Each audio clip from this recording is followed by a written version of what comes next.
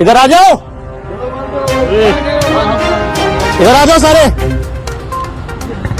क्या है permission? Permission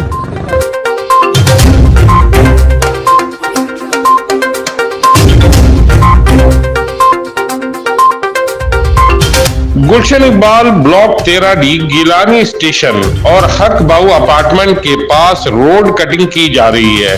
गैर कानूनी सड़क की खुदाई पर जब मालूम किया गया तो ठेकेदारों ने बताया कि इसका चालान भरा हुआ है।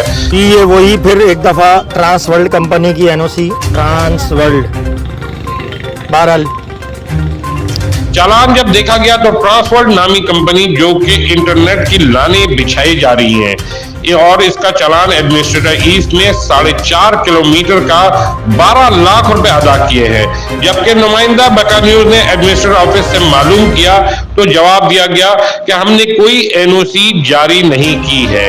गुलशन इकबाल की आवाम सरापा एहतजाज है कि सड़कों का पहले ही बुरा हाल है और सड़क तोड़ने के बाद घरों से निकलना मुश्किल हो गया है। कराची को बना नहीं सकते तो खराब ना किया जाए। ठेकेदार का कहना था कि इनको पुलिस और इदारे की सरपरस्ती हासिल है।